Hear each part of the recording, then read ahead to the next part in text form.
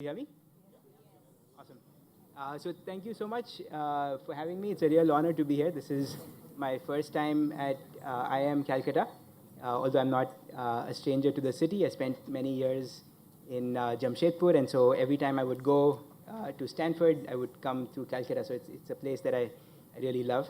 And maybe just to kind of place what I do at DeepMind. So I'm a product manager. And I work with the team that's called the Foundational Research Team of Google DeepMind. This is a team of about 950 researchers spread all over the world, from Mountain View in the US, where the headquarters are, London, Zurich, Paris, Japan, Israel, East Coast, West Coast, and other places. So it's a very distributed team. And as foundational research goes, there's lots of different areas. So I will not be able to touch the breadth of all of the research that is happening. But I do feel really proud that I'm able to kind of lead this team sitting here in India. So I'm based in Bangalore. And it's been a real honor to have a vantage point to see what is happening in the world of AI research. So just to start with the mission of Google DeepMind, our mission is to build AI responsibly to benefit humanity. And I think all of these are critical words in our mission. We are not here just to investigate or to write research papers. Our job is to build the frontiers of AI. But the core part of what we do, and I think this has been true to the mission from the beginning, is to do it responsibly. This is a very new era that we're entering, and I think how we all navigate this in a very responsible sense is really important. And ultimately to benefit humanity. And by that we mean all humanity. And it's a testament to that mission that we have a team here in India. We're very actively working on making sure that AI really works for everyone. We call it inclusive AI. And two examples of that that I was sharing with members of the press earlier. One is the linguistic inclusivity. So India has a really wide range of languages. And we also mix a lot of languages. So it's like a really rich testbed to prove whether AI can actually handle this. And here in the Bangalore office, we've taken on the mission to make our models work really well across all Indian languages. And another example is agriculture. So we are actively working to figure out how, using AI models on satellite imagery, we can do a whole host of applications in the agriculture space. So I won't go into those details just yet. But I wanted to take a step back and just think about why is intelligence important in the first place. And I think to contextualize this, if you think about history, I think there's been two major revolutions, the Industrial Revolution and then the Information Revolution. And the kind of Industrial Revolution allowed us to produce things at scale and moving away from farming to production. And the information age has fundamentally changed how we connect with each other, how we get access to information, and how all of our jobs are transforming because of these devices. But what we think is next is the age of intelligence. And just to distinguish that from the age of information, I think it's important to understand that so far we process the bits of information, and the humans are the ones that are making complete sense of how to think of the information. But in the age of intelligence, we believe that machines and computers will and are already showing lots of capabilities of finding meaning in the information, being able to distill knowledge and to synthesize the context, to be able to do things and automate and have more agentic capabilities, so where they have autonomy to execute actions on behalf of users. So for all of this to come together correctly, I mean, this is a really big task. This is, it's both wondrous and somewhat nerve-wracking at the same time. Like, to think that something outside of humans could have the capabilities that humans have always had the luxury of having, the only species to have this level of intelligence. So it's not something to be taken lightly. But it could be one of the most important inventions in the history period. And I think maybe as an aside, so when you think of GPT, I think it's the, you normally think of the way it's written is, it's a transformer. So the T stands for transformer. That transformer was developed within Google. But the other way to think of GPT is it's a truly general purpose technology. And in the history of mankind, there have not been too many instances when you have such a general purpose technology. And just the gravity of how much that can influence all aspects of your life, economics of a country, and the way we operate can change, because now a singular thing can operate all the way from deep scientific discoveries in biology to healthcare, to how we do manufacturing, how we interact with each other. So this general purposeness of intelligence is the thing that really becomes the bedrock of transformation for everything going forward. And the way we like to think of this at DeepMind is to think of the root node problems. Like, we don't want to solve specific problems in specific domains and then call it a day. We take a step back and we look at what is the foundational AI algorithms and the processes of learning. So machine learning is a core part of AI. So the actual algorithms and the processes of learning are the ones where we try to innovate. And a good example of that goes back into the history of DeepMind. So the company started with a strange focus on games. And I think while it seems a little disconnected from intelligence, but if you think about it for a minute, like, games are a perfect microcosm of information and interaction and actions happening all at the same time, classically between computers presenting a world to you and humans interacting with it. But it's completely contained, so you can actually make definitive progress inside a game. So when DeepMind started, they took this task of trying to play Atari games. I don't know how many of you have grown up playing Atari games. But yeah, those who started playing Atari games would remember they had these consoles and these games on Atari. So there was these games, and they just out of curiosity felt, can we play Atari games well enough without actually understanding the logic of the games? So purely from the pixels that come on the screen, can I understand a new game well enough to be able to play it independently as a computer? So like, a lot of people can develop algorithms, like how do you play chess and so on. Once you understand the mechanics of chess, you can hard code and rules and things. But that was not the approach. The approach was purely from the perception of what's happening on the pixels. Can we go and solve this game? And that was the radical breakthrough. Like, it wasn't about Atari games. It was this notion that we want to learn the process of solving problems so that any generic problem can be solved in turn. And so suddenly, like, while we started by solving one game called Atari Breakthrough, we were able to use that same technology to solve all Atari games at once. And then we took the next leap. We said, what's the most complex game? So Go, many of you might have heard, is a game played by ancient Chinese people. Like, it's 3,000 years old. And it's one of the most complex games that we have ever developed. This is a game where there's a 19 by 19 grid. It's relatively simple to set up. So there's two players, one with black pieces, one with white pieces, and they each keep a piece, and the aim is to capture some territory. But the complexity is that at every turn, there are 10 to the power of 170 possible moves that could follow if you took a certain turn. So this, just to put that in context, like, there are 10 to the power of 80 atoms in the universe. So there are 10 to the power of 80 atoms in the universe, and there are 10 to the power of 170 possible moves. So to scan the whole search space and have an algorithm that says, if this move is played, then play this move, is next to impossible. So we developed this technology called AlphaGo, where the aim was to solve this by learning a policy. So it wasn't learning a specific heuristic or a set of rules, but a whole policy. And then once we learned a set of games from, like, how amateurs and others play the games, then the key difference was we got the game to, the algorithm, the policy, to play with itself. So we instantiated two versions of the same algorithm and then had it play against each other millions of times. And in the process, it kept getting better. Every step, it learned what mistakes it had made. And it did not learn rules that if this is the format, then do this, etc. It learned the generic process of solving the game. And it worked well enough where in, like, there is this $1 million challenge match in Seoul with the world champion Lee Sedol.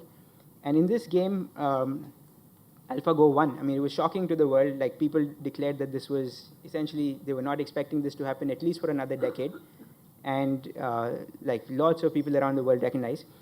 But what was even more interesting was this one specific move that that AlphaGo made. It was called Move 37, and this move, like nobody in the history of Go had made this kind of a move. So it was not only looking at patterns from existing games and reproducing them statistically, knowing the probabilities of success, but it was able to be creative, and it was able to have an intuitive sense of playing a piece here. Like, for those who play Go, like, I think it's really nice because you can't just play by calculation. Like in chess, it's still bounded enough where you can actually see the whole trajectory of how the game might play out. But with Go, you have to have a certain gut intuition of where to put a pace. Like people look at the territory and there's a certain perceptual sense of how to play. And this thing could place this move. And even the world champion Lee Sedol said that at that point he was convinced that there is something more here than just pattern regurgitation of what it has learned from statistics. So this was the starting point. I think this was a big breakthrough for DeepMind. The company became really famous for this. But then we went on. Like we applied this to various other settings, much more complex strategy games like StarCraft, and ultimately built this agent called Mu0, which could be applied to any game. Like at that point, it wasn't about training a kind of a special set of games, any strategy games, casual games, you name it, like it could just be applied. It was a reinforcement learning based policy, and this agent could solve most games. And maybe at that moment, I think it's worth me making a clarification that in the history of AI, there have been, broadly speaking, these two camps of believers on how AI should unfold. There is kind of the knowledge view of the world and the agent view of the world. The knowledge view feels that if we are able to amass a large enough corpus of human knowledge and then understand the patterns of that knowledge, we will be able to accomplish many such tasks that humans accomplish. The agent view feels that that is too much to ask, that is to have all of this human knowledge documented and accumulated is way too much. We want to have the ability to put a relatively naive and basic agent into an environment, and by acting on the environment, it should get some feedback. Just like people look at children, like children suddenly start trying out things, they get some feedback, they learn, and that process of learning by acting in an environment is the agent view of the world. So up until this moment, a lot of what DeepMind had done was the agent view of the world. It was this sense of, let's take something, put it in this case, they made it play, the environment was itself, where it could play against its own counterpart, and keep learning based on the rewards it would get. So there's something that determines a policy, something that gives you a reward. You keep learning from the rewards, and that reward mental model helps you improve. But then at some point in 2017, Google released this paper called Attention is All You Need. It's now a seminal paper in the history of AI. It's also known as the Transformer paper. So the T in the GPT refers to this paper. And since then, the other part of AI, the knowledge view of the world, really took off. And I'll talk about the transition into that history. And I think where it's taken us now is to build a really powerful model which aims to synthesize the knowledge of the world, and then eventually also have this agentic ability to go into an environment and learn from it. But the Transformer paper allows you to essentially think of paying attention to certain context. And so before that, we used to build specialized models for various tasks. For translation, we would have specialized tasks. And even though we were moving into the world of neural networks from past technologies, in the world of computer vision, we were making progress into CNNs and GANs. And on the generative side, there was GANs. But with transformers, this came almost like a unification of many of these technologies to say you can now build a general purpose model that, when specialized by a little bit of data, can then achieve that task. Right? So now you don't need to say, okay, if I'm given a set of research papers and now I want to build an agent which can do question answering on those papers. Right? Let's say you have all the finance papers in the world, and now you want to actually have a dialogue with this finance agent that says, like, give me a sense of the biggest theories that have impacted the trajectory of finance. Right? You would have built a specialized model for that program. If you had a camera on a fishing boat and you wanted to automatically detect which fish was being caught, you would build a specialized model for that task. You would build a lot of data, you would train a model, and you would do that. But now with transformers, there's a unifying language of how to build these models where things are broken down into tokens. Now, those tokens could be words, they could be bits of an image, they could be bits of speech.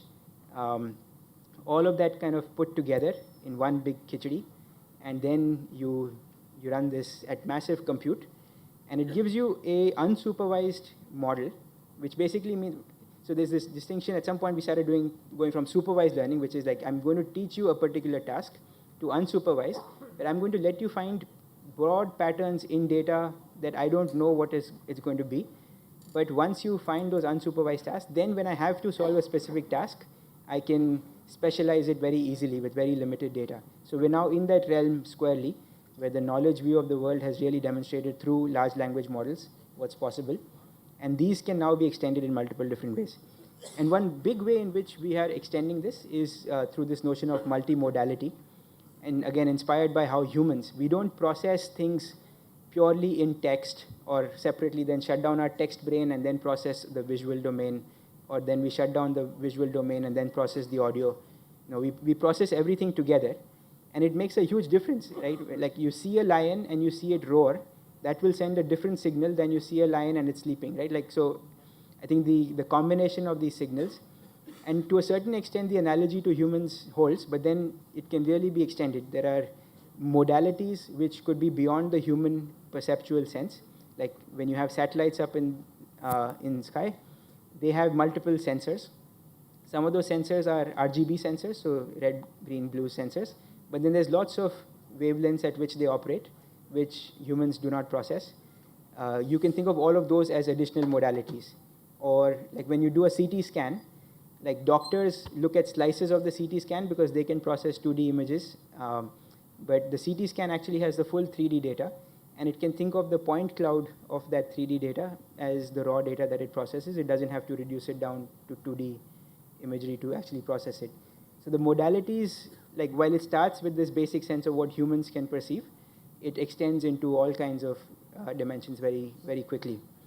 Right? So, I mean, while this is illustrative to represent how humans consume, and video, again, like video in a primitive sense can be thought of as frames of images coupled with some audio stream. But you could also think of video in many different ways. You could think of audio as the movement or the flow of a certain object within space and time. And so in a 4-dimensional space, there is some object that is moving. And then you can tokenize videos in 4-dimensional space, and then use those as the building blocks which you feed to your LLMs, and then they will process it just the way they would process tokens of text. So we built Gemini, the first model, we put that out, but then a big breakthrough happened with Gemini 1.5, where this thing called context window. So these models, they take inputs. Classically, these are small inputs. I think the first few models of that were announced they started with token lengths of 4,000, 8,000, someone went up to 32,000. And just to give you a sense, that is the amount of context it can hold while determining an answer. So if you're writing a question in Google search, you probably have like 4 or 5 tokens, and you're getting an answer. Now you can do the following. Like we did this experiment where there's a language, I forget where from, called Kalamang. And we wanted to translate from English to Kalamang, just for the sake of it. And our models could not do it. We then took the entire grammar book of the Kalamang language and put that in context and said, pay attention to this context while trying to do the translate. And it worked perfectly. I mean, just by its ability to pay attention to things that it can hold in context. So this context window being bigger and holding more can suddenly allow you to do way more creative things. There's lots of interesting examples. I think we're now also getting much longer. So we've, like just to give you a sense, this is, someone takes a video and says, find the moment when a piece of paper is removed from the person's pocket and tell me some key information on it with the time code. And it can process all of the frames of the video and produce the exact frame on which this piece of paper was handed over from one person to the other. And then it extracts the information from this, even though it's some old handwritten language, and it can give you the right answer. So this is in the case of video. You can put entire code bases, so you can take, like, suppose you've written a large application, you can put the entire code base of the application in the context window, and then you can reason over it. Say, I'm finding a bug in this part of the code, can you help me? And it knows exactly what you're talking about, so it can understand the piece of code, it can help you process what might be possibly wrong with it. So the entire process of software development is changing rapidly under our very eyes, whether it's generating snippets of code from scratch, your ability to write large, like, sequences of architecture, to debug code, to reason over the code, to write unit tests and all the quality assurance processes in each one of those stages. Because I think what a lot of the common man thinks of language models as natural language models, but for AI, code is just another language. Like, just as you have Hindi, English, etc., you have Python and you have Java and you have all of these languages. And in fact, you have way more structure and you have way more precision on those languages. So they behave in exactly the same way every time. So there is way more capability for the models to produce code or to translate code. So just like you could translate between Hindi and English, you can translate between Python and Java now. Like, for the computer, it's just sequences of tokens being produced one after the other. So you've had companies who do translation from Android to iOS and so on, and now it's going to be really simple because it's just a translation task. And even though the quality is still on its way up, so we may not be fully there where you can take an entire complicated applications thing and expect perfect results, but it's become way more simpler to do all of those things. So in June, we announced, like, a small test with 2 million tokens, and we're only marching forward. So, like, the more you can put in context, you can now imagine that if you could put, let's say, hundreds of millions of tokens in context, you can now put all of your history, right? Like, you could potentially say, take all of my internet interaction history from the last few weeks and find a good, like, could be anything, like, find the, like, so it'll understand what you searched, what you browsed, what videos you watched, and you can ask personalized questions to say, okay, like, can you help me learn this topic that I'm trying to learn? And so it can personalize it once it understands what you're trying to do. And then I think a big area that we're also working on here in India is the efficiency of these models. So as many of you may know, I think someone in the panel made the comment that it went from hardware being paid and software being free to software being paid and hardware being free. I think now we're entering a slightly different paradigm. And I think there's a big fundamental unit economic shift in how software is working. So for those who are more kind of looking at the business of AI, these things are expensive. Like, they take billions of dollars to create, and they also take a lot of money to run. So the actual serving and inference of these it's not your marginal cost of zero where you produce the software once and it keeps running. Like, the marginal cost of compute for running these models is very significant. So you have to have significant muscle on either the hardware side of efficiency, or you need to know your monetization strategy, which honestly, like, many in the ecosystem have not figured out a monetization strategy for AI yet. So I think there is this marked difference in the business of computing is worth noting, and I think it'll be of huge research interest to figure out what are the ways in which businesses should be created around these models. But I think what I wanted to point out was, regardless of how the businesses are created, reducing the cost and increasing the efficiency, so making them less slow, is a huge part of winning in this space. So those who can make them fast, those who can make them efficient and sell them for cheaper, will ultimately win in this game, because the actual techniques are getting known very quickly. I think that's the other kind of amazing part of the last 10, 15 years of computing is the open source movement. And to even imagine that this kind of capability, like maybe the pinnacle of human research, being fully freely available through research papers first, and now through open code bases and open source software for anyone to reproduce, I think it's a huge advantage. Right? So regardless of whether it's being developed in the US or in France or wherever, like when we go try to hire people from IIIT Hyderabad, they're fully up to speed because they have played around with the latest code bases and they understand exactly where the world is.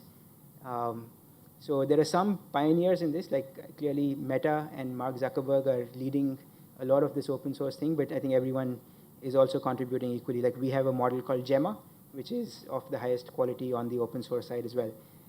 And maybe that's a good segue to say that, so because it's expensive, people don't know how much they will want to pay for what kind of quality, so there is a need for a range of these models, all the way from these ultra-sized models. They have billions, hundreds of billions of parameters. I think when people hear this is a 170B model, oftentimes it doesn't realize like what it means. But maybe I think one way to explain it is, like, this is how I explain it to someone who doesn't understand what it means, is like when you run your first regressions, right? Like you have a linear model and you have a few parameters in that, like y equal to mx plus c is a straight line. It has two parameters, m and c. And this thing has 170 billion parameters, right? So like it takes those many parameters to parameterize the knowledge that you accumulate from the internet plus other sources. And to compute those parameters is basically like you're trying to compress all of the knowledge into these 150 billion parameters.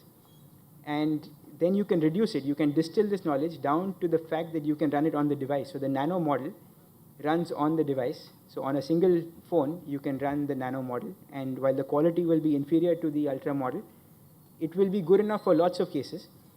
And to even think that you can now actually take your phone, switch off the Wi-Fi, switch off your mobile data, and reason with it about anything in the world. Like you could be sitting in an underground train, and without any connection, you have the whole world on your fingertips. Like this was a dream of someone, and the way people had imagined it was to, how can we take all the documents and put them on your phone, which is a huge storage problem. You can never do that. But now you can compress all of that. So basically ML and neural networks are a compression technology. And that's why there's a very close link between information theory, which was designed to send bits and packets over the wire, and like video encoding, which is how can I stream a video and then like do it fast enough, so I need to compress it, and then I need to decode it on the other side. So this notion of encoding and decoding is at the heart of all AI. But this is the kind of compression that we are now able to do with high fidelity, right? I mean, it doesn't lose all of that information. So all of that internet data, all of the videos, I mean, it's crazy. Like these are GBs and GBs of video that you can now compress into like a model that fits on your device. So I just wanted to say that for the gravity of kind of what has been accomplished already. And these models, I think the next step is, and you see lots of instances of this as people are playing around, as it can generate language, it can now reason with you. And I think it's been a dream of many people to figure out how a machine can act as your thought partner. So it's now, there's one flavor of AI which is, can it just help me do my tedious tasks? Another version of it is, can it be my thought partner? Right? And you can now, maybe as you play around with the tools, you get that feeling that sometimes your thoughts are not clear. You start with something, it can give you more suggestions, but now it can reason with you. It can give you a step-by-step plan for something. And the plans can get arbitrarily complicated because it can plan not just in natural language, but it can plan in code. Right? And when you plan in code, you can actually go and execute that plan. So you want to write a program. The program is actually just sequence of complicated steps. And you can now combine planning in natural language, like the way, let's say you have a postdoc student and you have a whole research plan, like, okay, first go understand this, do a literature survey, then go figure out these next steps, like hypothesize the next few experiments, then go figure out a plan on how you would test out those experiments, validate those experiments, come back with the data, then synthesize the data and knowledge it. Like this sequence of steps, you can now prompt a model to generate the sequence of steps. And then for each step, you can say, okay, like what does hypothesis building really feel like? Right? And then it will give you, okay, for hypothesis building, I need to do step 1, 2, 3. You take the steps, then you say, okay, now for step 1, write the code. It can generate the code, and then you can go further and keep doing it. So it's incredible. Like you can suddenly go from generation of just basic paragraphs, and people are using it for essays and for poetry and basic math. And a lot of people feel that, okay, actually for these models, if you ask them to do basic stuff, they will sometimes fail. Right? If you ask it to do 3 times 3, like it has taken it billions of matrix multiplications to get to this model. But if you actually ask it to do 3 times 3, it will fail 90% of the times. And the reason is that it's not actually doing the calculation when it's putting it out there. Its capability is to produce tokens in sequence. And if 3 times 3 it has seen enough times, it will produce 9. But if you do like 243 times 71, it might not have seen it enough, and then it will generate some gibberish. And that's okay. Like, we can live with it, because the bigger capability is not in doing the arithmetic. We know how to do the arithmetic, but this ability to generate sequences that are coherent, that you can reason over and you can plan over, like, that is the real capability that we really want to amplify. So I spoke about Gemma, which is our open source model, and it's I think the, the key things are for this: when you make something open source, it gets into the hands of everyone. Not everyone is well intentioned, therefore being extra careful on the responsibility side of things and making sure that bad actors and malicious use cases are minimized and accounted for, and so there's a lot of effort that goes in making sure that that doesn't happen. There's also extensions. We have this thing called PalyGemma, which is our first open vision language model. So you can now, like I spoke about the multimodality, so just restricting it to vision and text, you really can do a lot of things like reasoning over videos or giving it text and asking it to generate things, etc. And then where we want to take it is, it's been our dream to have this kind of agent which sees the world the way you see it. Right? So, and whether you do it through your phone or eventually through glasses or whatever, you can, we call it the universal agent, or I mean the code name is Project Astra. But if something as your companion can see the world and be with you, and then do things for you on the back of its understanding and its memory of what it has seen with you, then we think it can really transform the human-computer interface completely. Like, we're very used to this interface where there is an operating system which orchestrates different applications, the applications you have to go to, and there is a deterministic task that the application can achieve. So you learn what the application can achieve, and then you go give it a task, and it comes back with a response.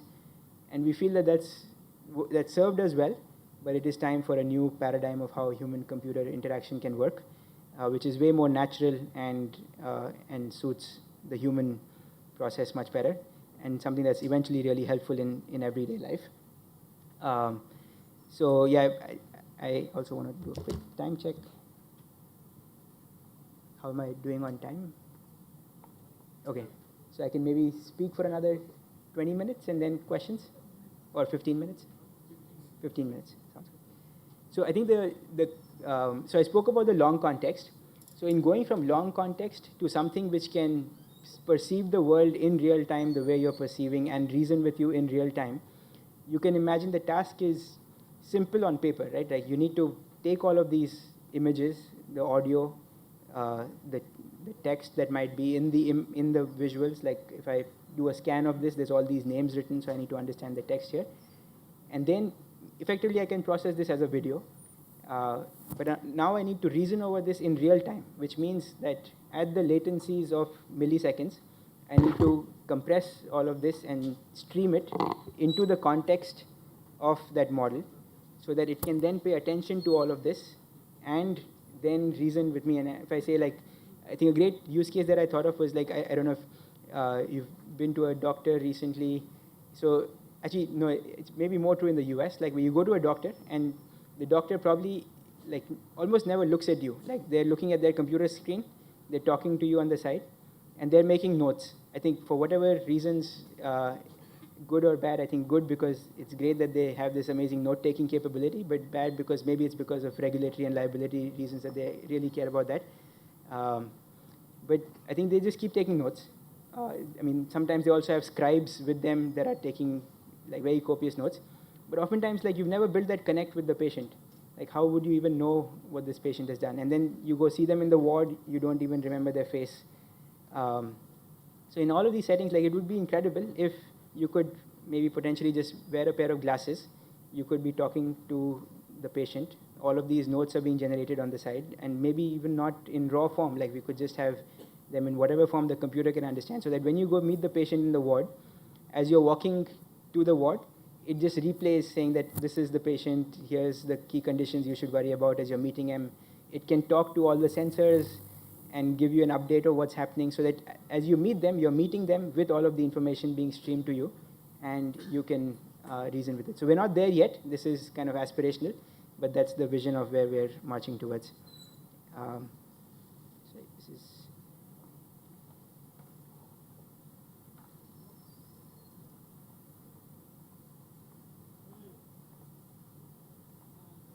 maybe a quick 2-minute video to just describe this, if the Wi-Fi allows me.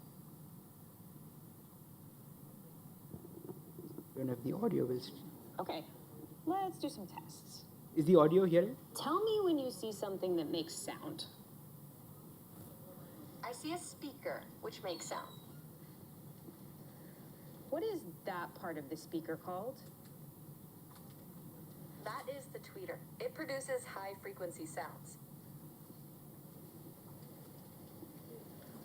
Give me a creative alliteration about these. Creative crayons color cheerfully. They certainly craft colorful creations.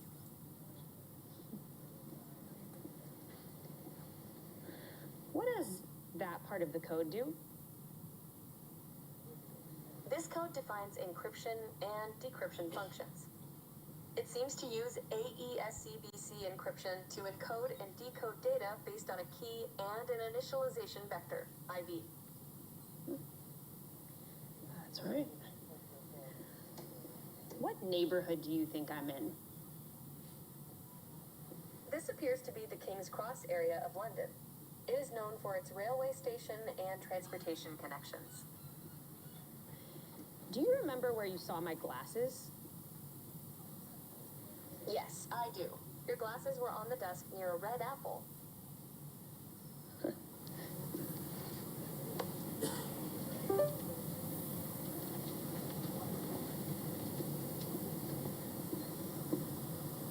What can I add here to make this system faster?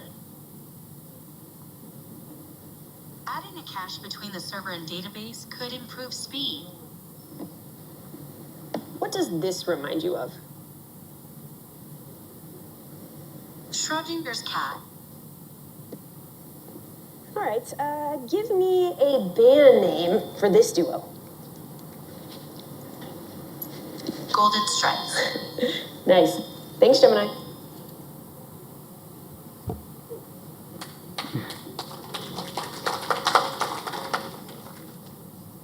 So I won't play this second video, but yeah, you can see where the power of this is going, and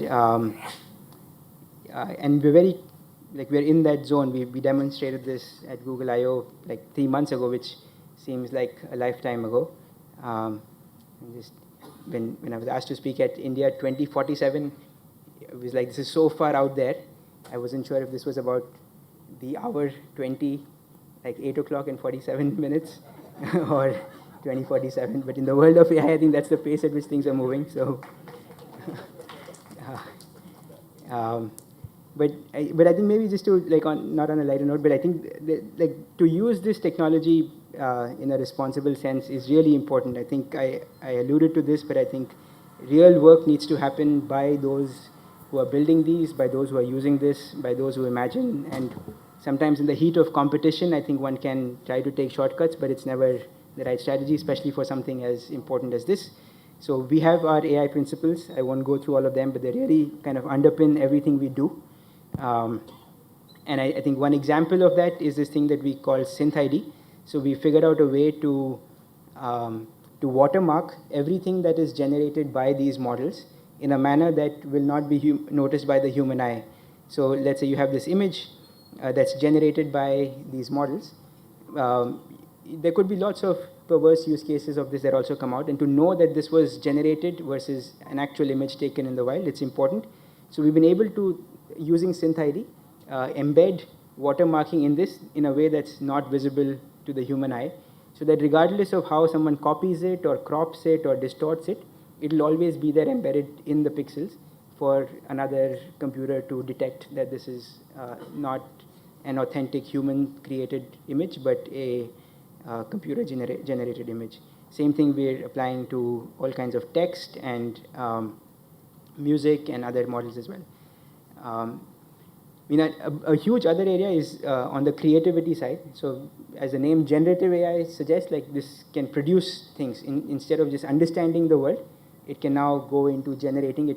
The generation of text is obvious to many, but it can generate images, it can generate music. So this is our model called Imagen 3, which is, I think, one of the state-of-the-art models to take text and generate images from it. And the example of this is like this, a weathered wooden mech robot covered in flowering vines stands peacefully in a field of tall wildflowers with a small bluebird resting on its outstretched hand, digital cartoon with warm colors and soft lines. A large cliff with waterfall looms behind, and you just put this text in and you get this image out like at very high quality. And all of these images are generated, and I think what the beauty is, and I think many people know this, but it's very different from retrieving an image which has already been produced in the past. Like all of this production is just generating a sequence of numbers. Like it's generating ones and zeros, and when converted to the pixel space, this is what you get. So the way it works is through millions of images, it has learned intrinsic representations of what images are. And then at generation time, it can use those representations and produce these images. So there's more examples. I think we can extend this to video, because like I mentioned, video is nothing but images plus audio. But there's lots of more complexity, because in video now you need like things to be consistent. Like there's a temporal, it can't be one shape of a robot here and another shape of a robot in the next image. So if you're independently generating all the images, you might get some garbage. You need this temporal consistency. You also need it to like work in the way humans understand real physics. Right? So like things bounce. In an image, it's okay to show a ball bouncing and the ball is somewhere in the air. But in a video, you'll immediately catch if the bounce is off by even a little bit. So it has to understand the actual world of physics we live in, so that when you do it, like you can't have your hand go through a wall and come out, because in an image it might still be okay. So there's all those unsolved problems which we are working on, but I think we are doing really well. And this is the fidelity of the images that we are now able to generate. So like a cute black dog sits in a bathtub with its head covered in soapy foam, and you can see the quality of these videos that can be generated. So there's a number of industries which can immediately look at this and say, yes, I will be able to use this in some way, whether you're in Hollywood or in Bollywood or in the ad agency, like they generate all these video assets. So like that's one obvious use case. The other non-obvious use case is in simulation, because oftentimes to make AI models better, if you can give it a lot, like in going back to the AlphaGo example I had shared, when you can create artificial worlds which can then interact with each other and do that at massive scale, then your actual learned representation of those worlds improves significantly to then work wonders in many cases.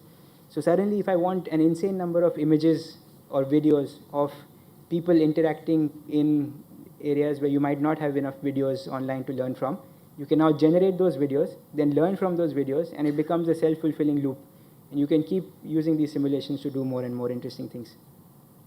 Music, like we have one of the world's best music generation models, and you can just give it like epic song, a complex song structure with virtuosic musicianship, all of these constraints of how musicians can start using this.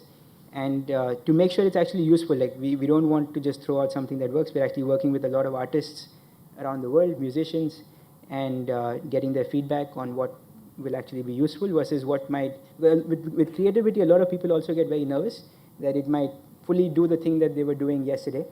So we don't want to have a world where the humans are completely bypassed, but we want it to be useful to take the creativity to the next level. And so working with people who actually care about this a lot is really important.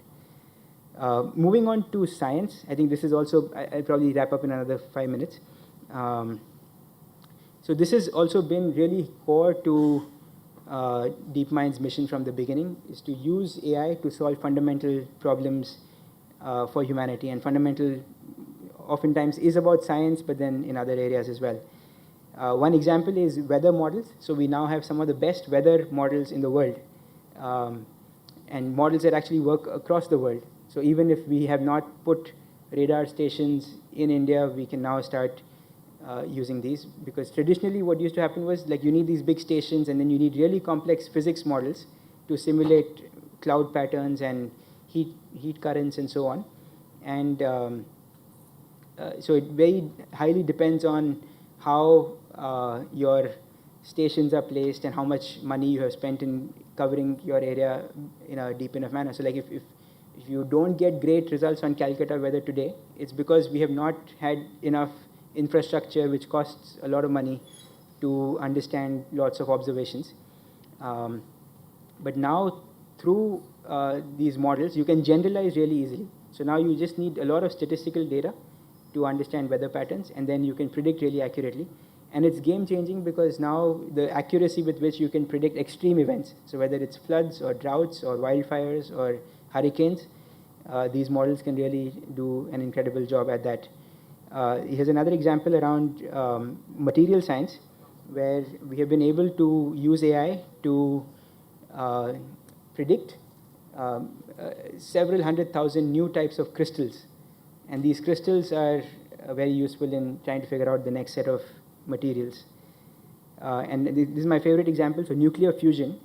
So this is a picture of what they call a tokamak. It is a donut-shaped machine. I think these are some of the most fascinating machines I've seen, where they rotate plasma in electric and magnetic currents. And to control the plasma is a really complicated problem. So that's why we have not yet accomplished nuclear fusion that can actually unlock our, like if we solve for nuclear fusion, then all of our energy problems can be solved for, because that's the scale at which we can generate energy. But controlling this plasma is a control problem, which is very much in the domain of what AI can solve for. And we have one of the most advanced simulators of plasma control that we have developed, and we have now open sourced it. So people around the world can now, like suppose there are scientists in Ahmedabad at the PRL trying to figure out what to do with this plasma, like they can use these models and they can make good use of it. I think one of the shining examples, and I think this will be the last example and then I'll stop, is what we call AlphaFold. So, so biology, I think at the heart of biology, there are proteins. I think proteins are made up of these sequences of amino acids. So we've always been able to sequence these things. So you given a protein, you know the sequence of amino acids that exist. But the behavior of a protein really depends on how the three-dimensional structure of this folds. So given a sequence, how will it fold in three-dimensional space determines the behavior, how it will bind to other objects. So like I think everyone during COVID learned about the spike protein on the coronavirus.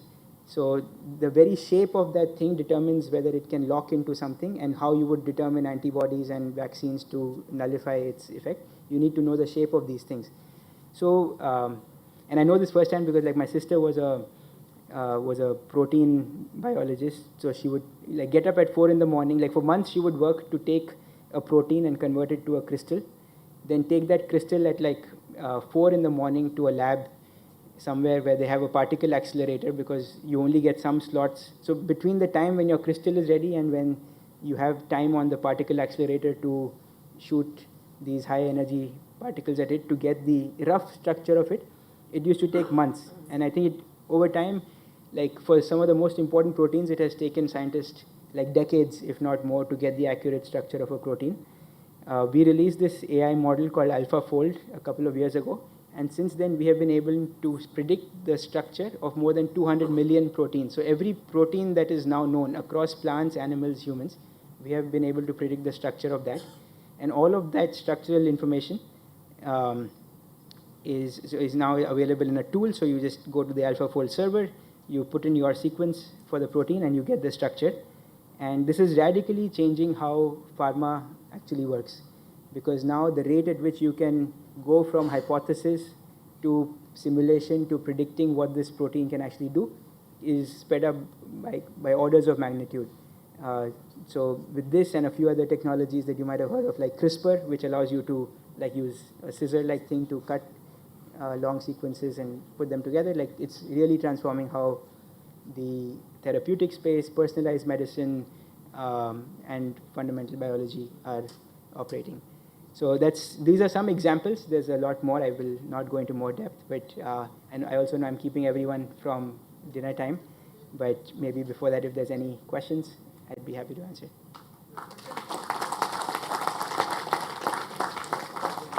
Yeah. Sorry, maybe. The question about talent, I'm sorry for that, is what I hear in my US and India travels, specifically on AI and Gen AI talent, etc., etc. You spoke about so many different subjects, right? Does India have the talent versus the US at this point of time? And what's your view on that today and the next 5 years? There is the talent and it is available in India. And I'm so sorry I just bumped onto that answer, but I was so curious because as an AI firm, amongst the few things which he said we guys are already building, and not just us, there is a plethora of startups because they understand what the big tech firms are already doing and creating a solution for the people like you and me. Right. I'm so sorry, I just barged in. Perfectly fine. And Yeah, I'm so I'm a huge believer in India, and I mean we're all products of India, so we must believe in our own talent. Otherwise, I think this and yeah, many of these companies are being run like Google. Yeah, Google is run by an Indian. Microsoft is run by an Indian. So like, there's no dearth of Indian talent. Oftentimes, I think a combination of good Indian talent, which has also experienced the processes and the ways of operating in the West, coming back to India, and then combining forces with the raw energy that exists from the undergrad colleges of India that are truly amazing. I think that combination, maybe like that's an additional point that I can mention, at least on the research front. You need a little bit of both, because just the raw horsepower, like we have international math Olympiads here, we have all kinds of very high-end mathematical capabilities here, but to shape it, to think of the bigger vision and to have the context of what the world is, what are the problems worth solving, it's good to have that back and forth. Because yeah, I think, and I mean, yeah, it's generally hard for me to talk about country level dynamics, because like a few individuals can change the whole scene, and I don't think we need large numbers of, at the very high end of research, it's always a small number of really passionate people that can change the course of how a certain field evolves. So we have more than enough of those, I think. Every day, I'm 76 years old, but every day I spend at least 2 to 3 hours using Python and playing with Gen AI. Oh, that's wonderful. Soon, hopefully, the Gen AI will help you play with the Python faster. So, Abhishek, I have a question. Sure. This may not be a question, it's more of a concern. I'm a statistician by training. I have always been told that, of course, the basic difference between mathematics and statistics is deterministic versus probabilistic. Okay? Now I see the way you are saying, and some of these are reality now. So the computation has taken over. Mm-hmm. So what is there anything left of uncertainty? Is my career at stake that there is no more statistics a few years down the road? So, I mean, I have a deep belief in human ability to create new problems. Okay. So that's a very reassuring thing. Thank you. Yeah, I mean, both like good scientific problems. I think we move the frontier somewhere, but then we can see more frontier problems. Okay. Like for instance, even with AI models, there are lots of questions around explainability. Like we don't understand why they do what they do. We don't understand them in a precise enough theoretical sense to then feel comfortable that if I change something, something will change predictably. Right? We are doing this very empirically. Like we have a recipe that kind of works, and we have scaled that recipe dramatically, so it really works well in certain settings. But with the lack of understanding of why it does what it does, there is a lot of discomfort and a lack of control. Like you cannot say that change these 3 things and this will change. So it's become like an empirical science to say, let's try out a bunch of things. And that's a lot of people's focus right now. Interpretability, right? So to say that, like why, I mean, when it says something, could it have meant 5 other things also? Right? We don't know. So I think there's still lots of problems, and I think especially sitting in the foundational research unit, I mean, I'm sitting on more problems than solved problems, so I'm happy to give you That's more. very reassuring. Yes. Abhishek, this is Menki here. Hi. So can you gaze into the crystal ball in the world of foundation models and see and give us a view of what's coming, right? Like a longer context lens, multimodality, these are kind of like already on. Are there different models, and what are specific unlocks that can unlock the technology for the world at large, and specifically for Google? I think like you've invented a lot of technology, but like you, from an implementation perspective, others seem to have stolen a march there. So if you can give a view of what's coming in the future and what could be big unlocks for Google in that. Sure. I mean, in general, it's very risky to crystal ball gaze in this field right now. Like I said, beyond 847, I would probably be wrong. But I think, yeah, so some of the things I spoke about, like this, we're pushing the boundaries on something like Astra, where you have this more real-time companion with you, which then brings a lot of engineering and research challenges together with it. But these are all still within a horizon where we can draw an arc and say these things need to come true to make this reality. I think more broadly, like I was talking, maybe just abstractly, like there was this knowledge view of the world and this agent view of the world. And for a while, like the agent, like when AlphaGo came out, it was clearly like the agent view is winning, let's double down on that. And then this knowledge view is taken over. There's a certain coming together of those two, which has not happened yet. And a lot of people in the field believe that that will unlock one more level of capability, which is not yet fully unlocked, where you can use all of the world knowledge that we know, also the capability to generate code, to then create environments and put agents in those environments to then develop continual learning. Like right now, it's in some sense it's awesome what we built. In some sense, it's very like when you look back at this will feel prehistoric. That you take all of the internet, take a snapshot of that on one date, and then you create a model, and then that model is your definitive source of truth for a certain period till you then spend another set of billions of dollars to generate one more snapshot. Like that feels very broken. So a sense in which these things can continuously learn, can get the feedback, and you can dial up or down the quality at will. So if you want a little bit more richness, you can dial it up or down. Like all of those capabilities don't exist. So certain sense of elasticity of how it behaves. I think there's lots of these unsolved problems, which I think if they're solved, they will unlock. But I think at a very high level, one more curve of growth should happen when the agent view and the knowledge view start combining a little bit more. But again, it's hard for me to say. Sir? And I think we had another part. Yeah. Transformer was your idea, and I think Word to Wake was your idea. Vectorization. I mean, there's like so much that's come out of Google. But when do you see internally, like Google kind of operationalizing and capturing the market again there? Yeah, I think market capture is a different question. I mean, we're one of the world's leaders in search. I think we continue to remain that. But we're very cognizant that it's a paradigm change. And in a paradigm change, new behaviors will assume, like people will interact with computers differently. And that might change our existing business. It might create new businesses. It might augment our existing business with new capabilities. And we're working on all of those aspects. On the pace front, I think the constraints that come as a big responsible company versus a startup that has very little to lose, I think they are just structurally different, and we need to operate within a certain sense of responsibility. Right? Like I think you can only be excused a few times as a big company, and even I fundamentally believe that if you pay the price upfront, then you can move faster later. But if you get it wrong many times and then the whole world is after you, like your pace will reduce. So even in the service of pace, you need to be pretty responsible, and that takes some upfront time. And then there is always the sense that can incumbents always innovate at the pace of startups?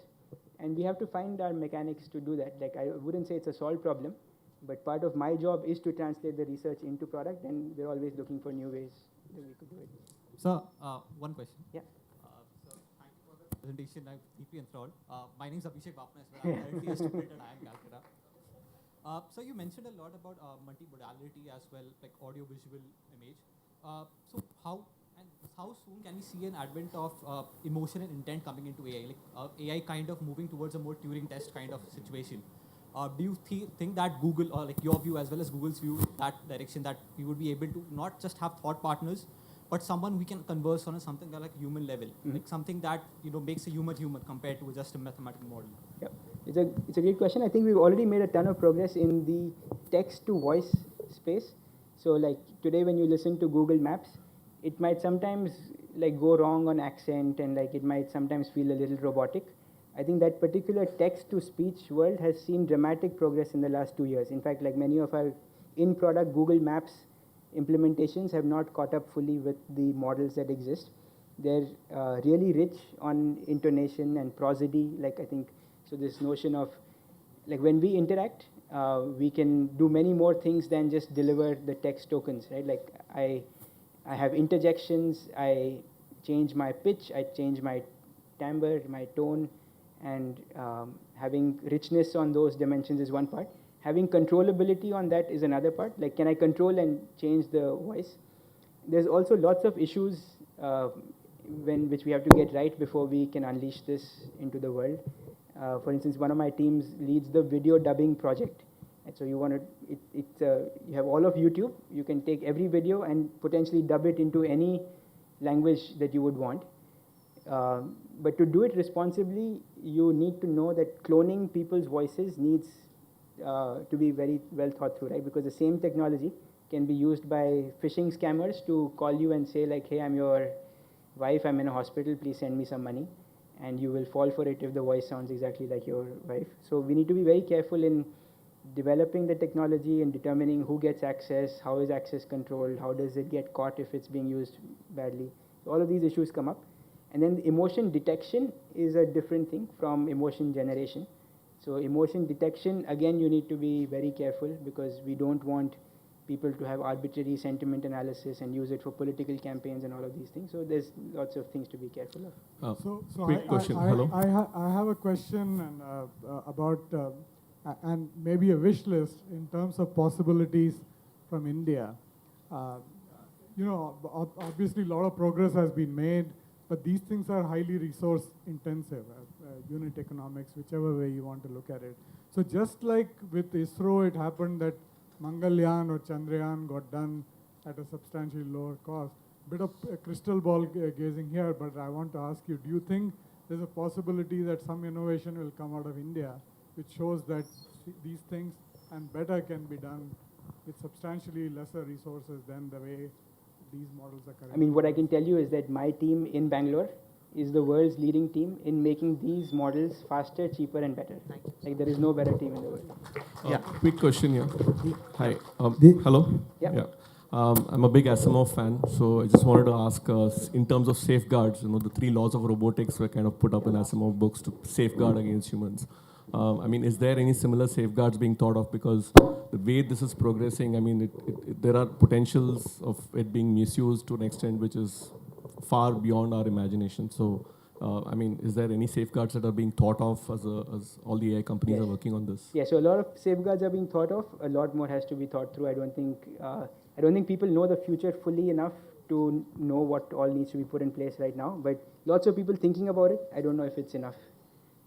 Yeah.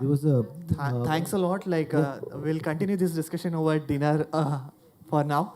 Like I see like everybody seems hungry here. I would like to invite director in charge to director sir. I would like to invite you over stage, like to give him a token of love from IIM Calcutta. Yeah.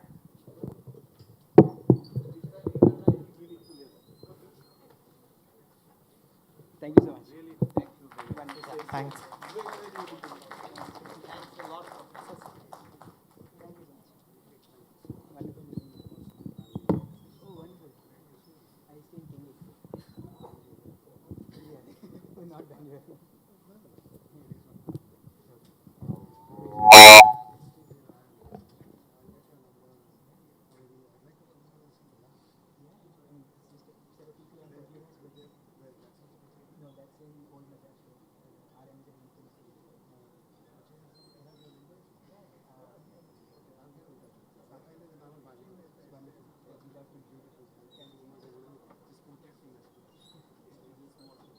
Thank you so much.